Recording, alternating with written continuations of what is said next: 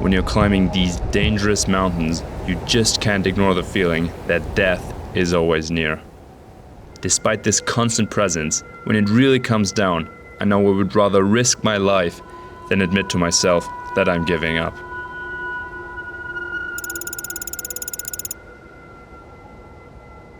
In the heart of the Swiss Alps lays the Matterhorn, a mountain famous for its raw, untamed beauty, making it the most recognizable mountain in the world.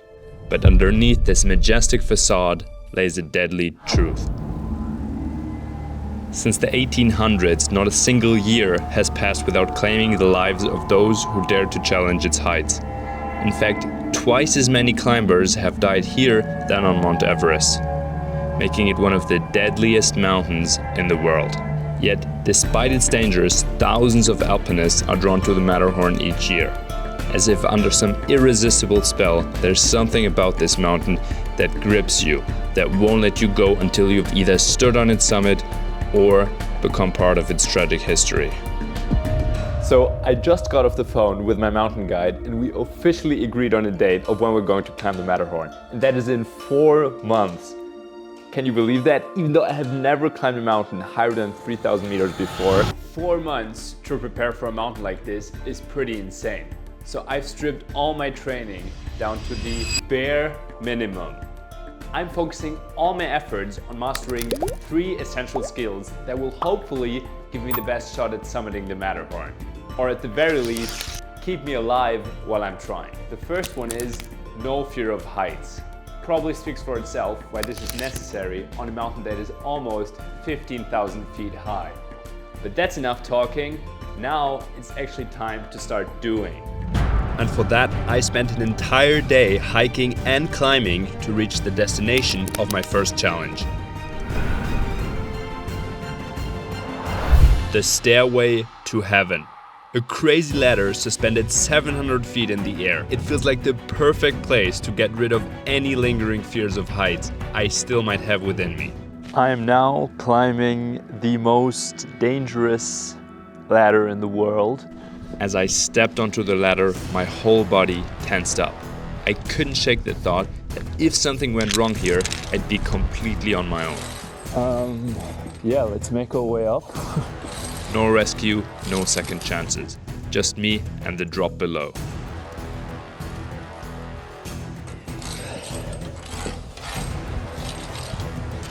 Ooh, it's really wobbly. Jesus. I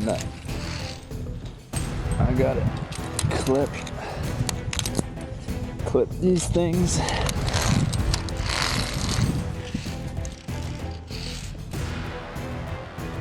As I started feeling more confident, I decided to challenge myself even further. Let's do some pull-ups. Whew. Yeah, that's the most dangerous ladder in the world. And I'm literally hanging right here.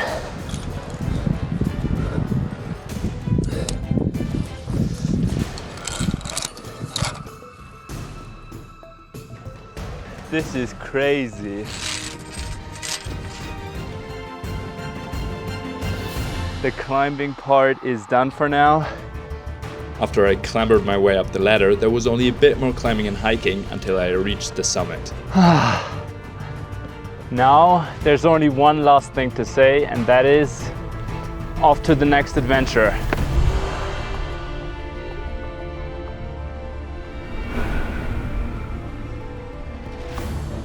So if you look behind me, this is the wall that we are going to climb on later today. 2,000 feet of sheer rock face. That's 8 pitches between us and the summit.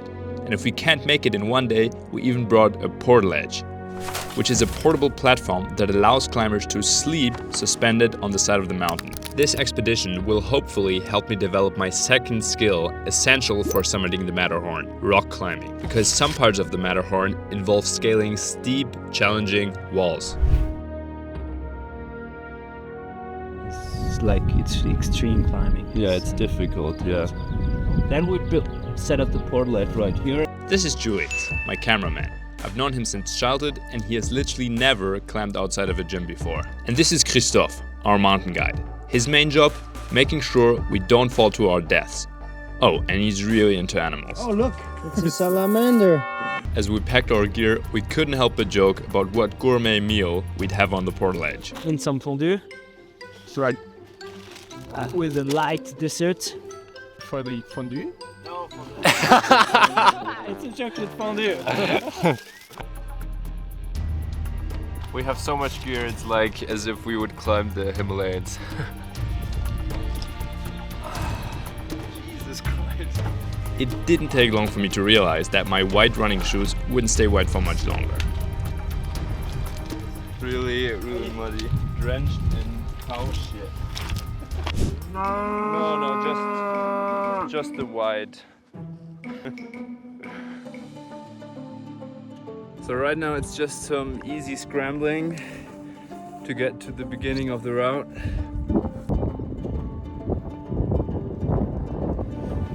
Okay, we now reached the spot. This is where we're going to climb up now.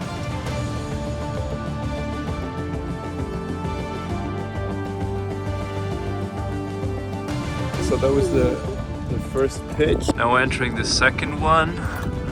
And how many pitches do we have left? 7. 7? Okay.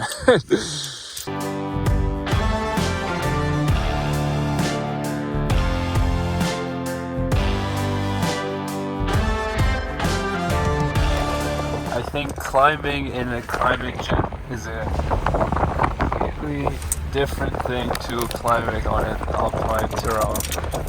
Because it's like, no grips. Colors. No sign.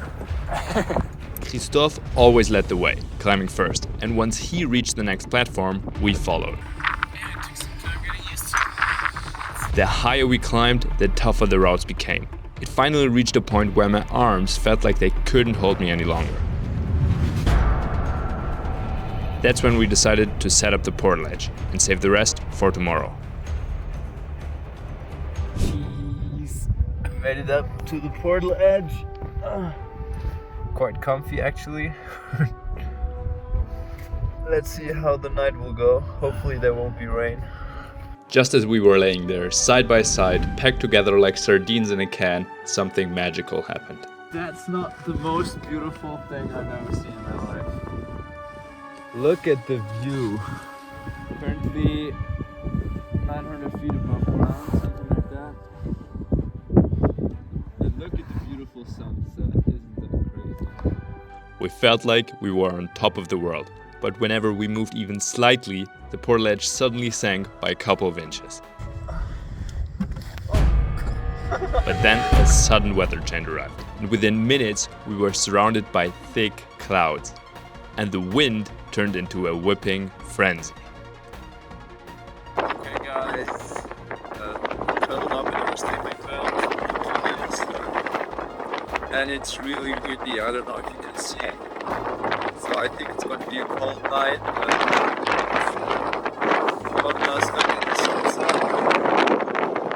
Throughout the night, I kept having nightmares that the single strap holding us couldn't hold our weight, waking me up over and over again. Morning, sleepyheads. The night was really terrible. So windy you could barely sleep. As we sat there, looking up at the massive section we still had to climb, our confidence started to fade. In that moment, we weren't sure if we really had the strength to finish. And after thinking about it for a while, Christophe made the call not to push our luck and risk injury with the big Matterhorn expedition just weeks away. Now, there was only one skill left to master before my summit attempt in 3 weeks, using an ice axe and walking with crampons. Because above a certain altitude, every mountain is coated in a thick layer of ice, making it impossible to climb without this essential gear. Off to a new adventure. This is just a training run, and the real run will come later, but we have to practice for the big boy. So that is why now we are trying to climb the Großglockner, 12,000 feet of ice, rock and unpredictable weather. This will be my final major test before I take on the Matterhorn. Most of the people climb this mountain in 2 days, and I will attempt to do this in 1 day. There he is, guys, majestically surrounded by the clouds. And I think we have entered the glacier. The ice feels different now. The dangerous thing about solo expeditions is that unlike in a team where you're roped together, you can't afford to slip or fall into a crevasse, because if you do, you're simply dead.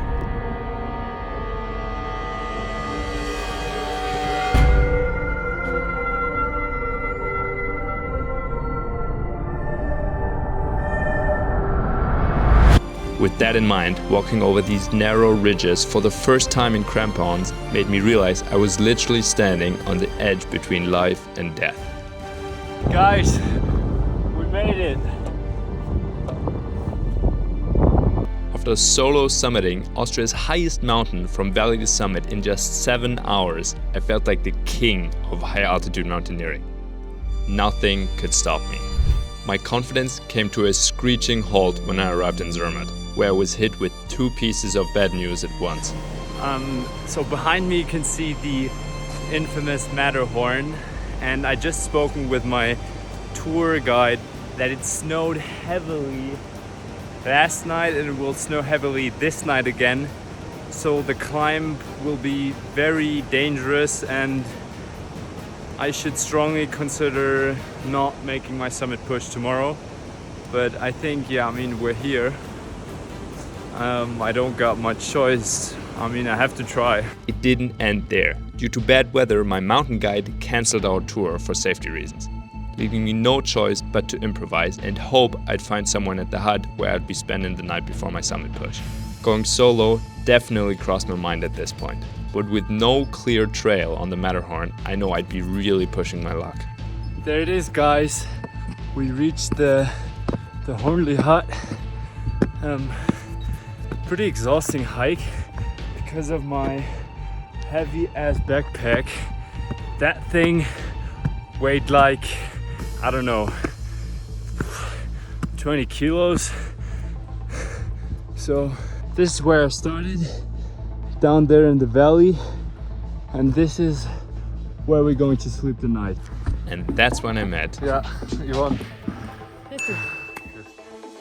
She didn't want to be on camera, so there's not much footage from our conversation. But by the time we sat down for dinner, we had sorted everything out. She would actually guide me to the top of the Matterhorn. Everything was set. And now it was just one more night of sleeping before the big day. So today will be the day I will try to summit the Matterhorn. Morning. Morning. Okay, I think I'm all set. Let's go. Can't believe that I'm actually doing it. Embarking on the Matterhorn.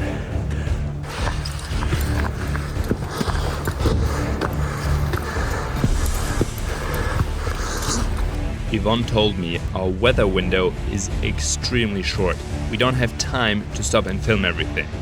That's why all the shots you will see were taken on the move, and some might be a bit shaky, just because every minute mattered. So this is what the Matterhorn is like. A lot of walks running like this.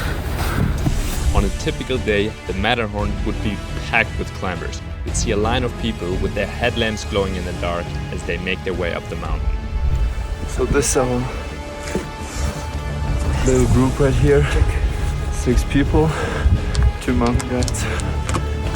As we were making our way up, we stayed really close together because getting lost and being alone on the Matterhorn is deadly, especially in the dark. I think the difficulty is increasing a little bit, so we gotta lock in.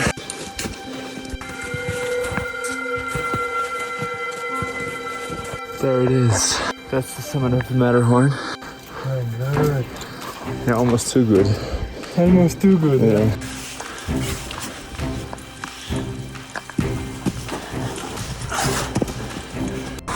It is now 6 a.m. Covered a substantial amount of height. Unfortunately, the clouds are coming in. Only a couple more meters to the Solvay hut, and there, up there, you can see the summit. I think this is the last climb before the Solvay hut. Sun looks really beautiful. Fortunately, some clouds. Martin making his way up the hill, up the mountain. What makes the Matterhorn so dangerous is that it's not just regular hiking like on most other mountains, you also have to rock climb while carrying all your hiking gear.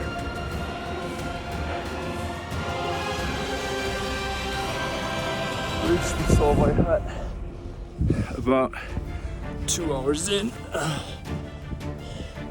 So we're making... While we were resting in the Solvay hut, the weather started to change. What began as distant, harmless-looking clouds quickly closed in around us, enveloping the mountain in a thick, unsettling fog. This is where shit gets real. Wind is starting to pick up again. Also pretty cold and lots of clouds. As we continued higher and higher up the mountain, I was starting to develop a serious problem. So right now, putting on crampons. The only problem is I only got these Nike gloves and they're already pretty wet from all the snow. So my hands are pretty cold at the moment. But I guess we gotta push through. Our Czech friends had to return because one of them had a black finger because of the cold. We're carrying on, but conditions are really difficult. With only 4 of us left, doubt started creeping in. The summit felt farther away than ever, and we weren't sure if we'd make it today. So conditions became a little bit uncomfortable. It's really foggy. But I think we can continue.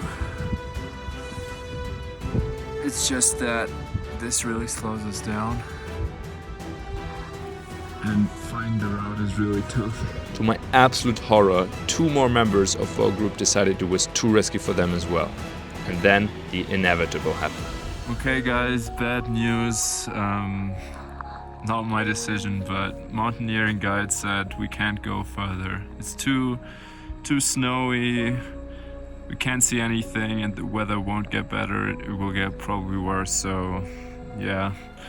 We got it to the fixed line, and yeah, now we're gonna make our way down. Pretty devastating, but yeah. As we descended the mountain, I was super frustrated. I couldn't believe we had come so far, only to turn back just meters away from the summit. It's really so freaking disappointing. I mean, came here, trained for it, and then guide says we can't make it up. We can't. I mean, we could have done it. I'm really broken right now. I don't know what to say. Doesn't feel like the proper way to end the video. Doesn't feel like a success. It feels like giving up. And I don't like giving up. Giving up.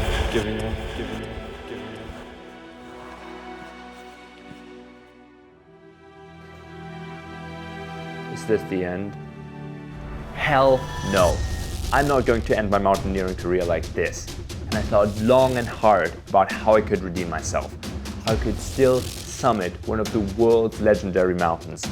And in my mind, there's only one mountain left, even higher and even more deadly than the Matterhorn. The Mont Blanc, the highest mountain in Europe. But it's not just its height that makes it notorious. More alpinists have lost their lives here than on any other mountain in the world. And for good reason. It features some of the most hostile conditions, harsh weather, avalanches, and most lethal of all, the Death Couloir, a narrow gully infamous for its constant rockfall, with deadly stones tumbling unpredictably from above. I just spoke to some of the guys here in Chamonix, and they told me that the average expedition to Mont Blanc takes 6 days. Why? because you need to acclimatize each night at a different hut higher up the mountain. But these huts were booked out months in advance, so I got no other option but to try this in one day. Oh, and did I mention, this time I won't have a mountain guide. As if the odds weren't already stacked against me, the night before my summit push, I was so nervous that I tossed and turned, unable to fall asleep no matter how hard I tried. And after 3 hours of this, I finally had enough. It is now midnight and I officially started my way up Mont Blanc. Completely alone, I made my way through the darkness. So far, hiked about for 1 hour.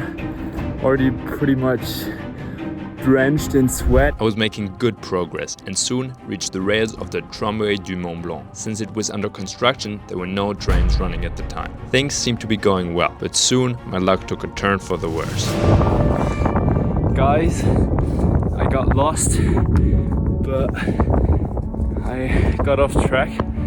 Hopefully I will find the trail soon. Otherwise, I don't know. We got a freestyle, but here's around me, there's no trail. I'm just in the middle of the ice. Yeah, bad feeling about this. And this was my only problem. So my headlamp died. Has no more battery left. So I'm kind of in the dark now. Even though I was really nervous at that moment, I tried to stay calm by reminding myself that the sun would rise soon and hopefully make things easier. I just crossed the Grand Couloir, or as someone called it, the Death Couloir, because there's always rockfall, but right now it was all covered in ice, so no rocks. This might be the most beautiful sunrise I've ever seen in my life, and it's hella windy up here. With the help of the sun, I was back on track. Isn't that beautiful, guys? But the last part, bro, that almost killed me. Like, not in a literal sense, but it was so steep, and with the wind, yeah. But now we reached the Gutier. While crossing the vast glacier fields, I was hit by something I hadn't prepared for: altitude sickness. Out of nowhere, a wave of nausea washed over me, leaving me dizzy and disoriented. Behind me is the highest mountain in Europe, the Mont Blanc, but it's still really far from where I'm standing. And I'm already like so exhausted, I almost fell asleep. Even though I was only a few hundred feet away from the summit, the air was so thin I had to stop every 10 feet to catch my breath. Turning back was out of the question, but I was also terrified of just passing out. Last couple of meters, like, I'm so exhausted. This is definitely one of the hardest things I've done. It took every ounce of energy I had to just keep moving, forcing myself to put one foot in front of the other, desperately fighting to stay conscious.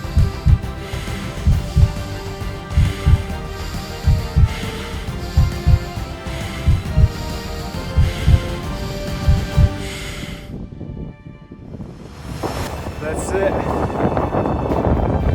Officially summited the Mont Blanc. If I had to sum up everything I've learned on these mountains, it would be this: you've got to know when to push and when to pivot. Sometimes in life you have to give up, but other times you have to fight and just give it everything you've got. I did it! Oh my god. I've been on the move for 20 hours. Yeah. What do you say to that?